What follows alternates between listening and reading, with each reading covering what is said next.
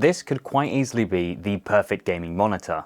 Depending on the games you play and the hardware you run, this monitor could precisely be what you've been waiting for. With a 10-bit, 27-inch, 360Hz QD OLED 1440p display, this thing ticks a lot of boxes. This is the Aorus FO27Q3 from Gigabyte, and I can confidently say that I have thoroughly enjoyed my time with it. It's the type of display that immerses you in the game, making you want to just keep on gaming, play just one more round, or finish one last quest. The beautiful colors, deep blacks, and semi-gloss panel just give images more pop. Though in bright lighting conditions, these blacks look slightly more grey than true black, which is the same with all QD OLED panels that we've seen so far. But for £930 in the UK or $800 in the US, this display needs to be seriously impressive for the money. For UK viewers out there, there's perhaps a better option out there. It's called the Alienware AW2725DF. Which offers many of the same key features, but is £779 in the UK.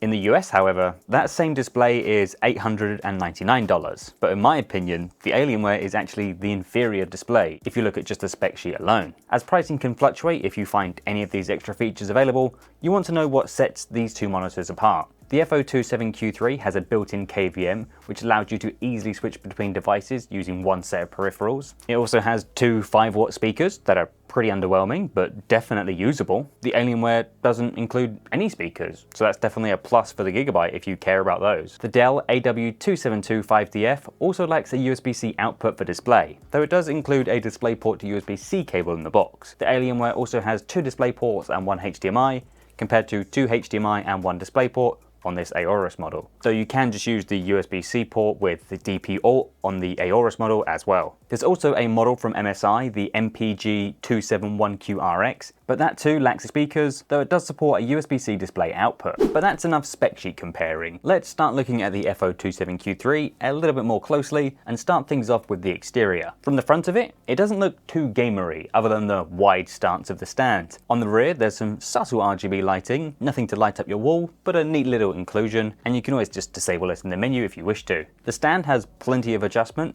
up and down, side to side, and can even rotate 90 degrees, or if you have an arm already, you can just V-SIM out this thing. One thing I did find a little odd about the stand is the gap at the back. It's not actually wide enough for you to poke the power cable through it and use the little cable management clip that comes with it, so you just kind of see this little bit hanging down, and it looks a little bit untidy unless you go out of your way to physically clip this to here with like a cable tie or something. For ports though, Aorus have covered every single option available. I mentioned the display options earlier, but you also have a separate microphone and headphone jack and USB Type-B upstream for 2 additional USB-A ports. You'll want to plug your mouse and keyboard into these if you want to make use of that built-in KVM. This also allows you to make use of the picture-in-picture and the picture-by-picture modes. Aorus includes all the cables you could need inside the box, except a USB-C cable, which is a shame as purchasing a USB-C cable at the right spec can be very annoying. One thing worth noting is that the FO27Q3 can only deliver up to 18 watts of power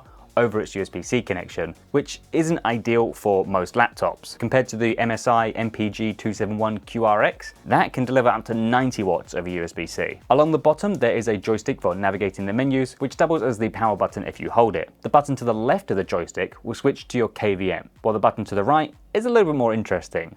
Once pressed, it will shrink the display to 24 inches, then run it at 1080p and 240 Hz. I guess this would be a good option if you prefer the more esports 24-inch size for competitive gaming, and then with just the click of a button, you can be back to 360 Hz smooth 1440p gameplay. It would have been nice if you could still run the display at 360 Hz in the smaller 1080p mode, but I imagine most people will probably either find this pointless and never use it, but then for some, it'll be a very welcome addition, and they probably would have preferred if they could get the full 360 Hz out of it. You can also use the Gigabyte control center to adjust RGB lighting and all sorts of other things, whether it's picture-in-picture mode or easy remap what each button does on the display within the software instead of navigating the menus. However, if you prefer just to use the regular menu, so many interesting features are hidden away in here. You can get real-time usage for your PC like GPU or CPU usage, or show the game's FPS. You can also use Black Equalizer 2.0 to boost shadows to help you see a subject in the dark a little bit more clearly. Maybe ideal when using an OLED for competitive gameplay and you get those really dark blacks.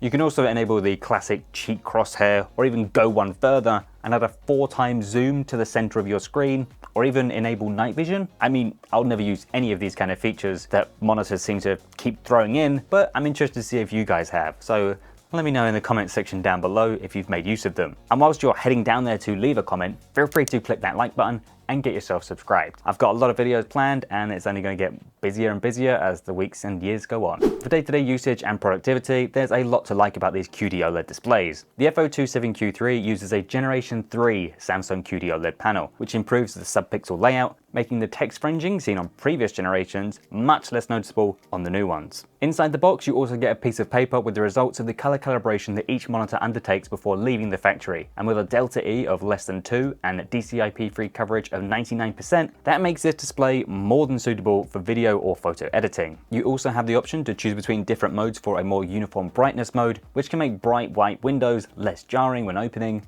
though this comes at the cost of some overall brightness. And some people find this kind of a deal breaker if they can't have it. But if you do have a little bit of spare time between gaming sessions and work, I encourage you to check out some HDR content like movies or YouTube videos and just enjoy it. This QD OLED display is honestly so good to look at. At this size and resolution, 1440p is more than sharp enough, and I feel like this is easily the sweet spot for gamers. When it comes to OLED displays though, there's always the chance of burn-in. Thankfully, Aorus offers a 3-year warranty with burn-in coverage and a plethora of features to help reduce the chance of burn-in over the long term. According to Gigabyte, they use an AI-based algorithm to minimize the risks of burn-in issues and deploy a suite of OLED protecting technologies on their displays. These include pixel cleaning, pixel shift, corner and logo dimming, and static control, which dims the display after 100 seconds if it detects that the display remains completely still. If you're unsure what these mean, Aorus actually has a great interactive webpage showing how each mode works.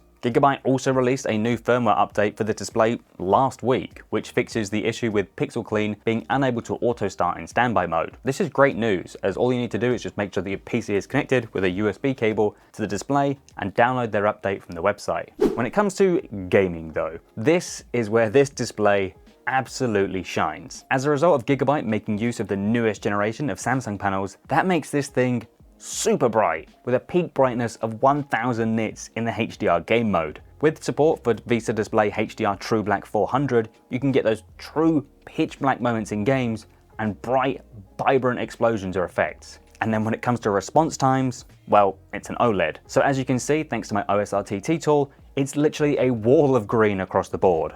And when it comes to just playing FPS games, I mean, wow, it's buttery smooth. The only issue you could face is actually being able to drive a 1440p display at 360 Hz. So you might be looking into a GPU upgrade too if you pick up one of these new QD OLED displays. SDR mode though is where you'll be getting those lightning fast response times, but turning on HDR is where you'll be getting those genuinely stunning visuals. And the FO27Q3 is the perfect display for the latest generation of consoles. With FreeSync Premium Pro, you can run your console at 1440p 120 Hz with variable refresh rates and HDR enabled, assuming the game you play enables you to do so and isn't just locked to 30 or 60 FPS. I did mention earlier that this display includes speakers, so if you want to use it in like a bedroom or gaming room for just watching content, they're absolutely fine. Personally, I like to have built-in speakers regardless of their quality because they can come in handy in a pinch or if you're just troubleshooting. I'll give you a quick sound test so you can hear for yourself.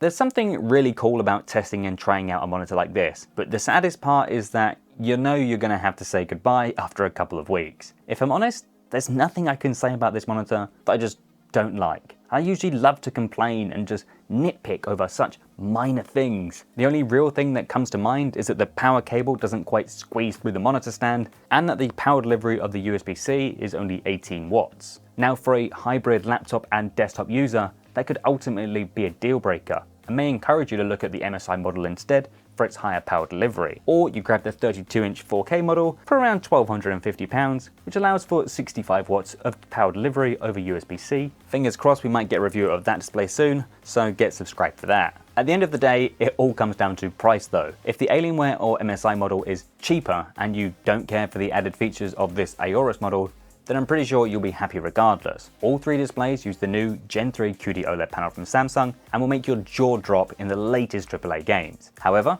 depending on your setup, the biggest deal breaker could be the glossy panel on all of these QD OLED displays. And if that is the case, then you're more likely to be looking at the WOLED options from somebody like Asus, Acer, LG, or even MSI and Aorus as well. If you think that it's finally time for you to join the OLED monitor revolution, then you'll probably be very happy with this Aorus FO27Q3. And even if you don't have enough power to make the most of that high refresh rate, the QD OLED display will still give you lightning fast response times, basically zero ghosting, and beautiful colors for basically any game you throw at it. Anyway guys, that brings us to the end of the video. Is the FO27Q3 the perfect gaming monitor for you? Or if you'd like me to check out any other gaming monitors, please leave your suggestions in the comment section below. If you've enjoyed this video, feel free to click that like button, and if my face hasn't offended you, don't forget to get subscribed while you're down there. If you're interested in checking out the Aorus FO27Q3 or any monitors I may have mentioned, make sure you check the description for my affiliate links. I'll catch you in the next one guys. Cheers.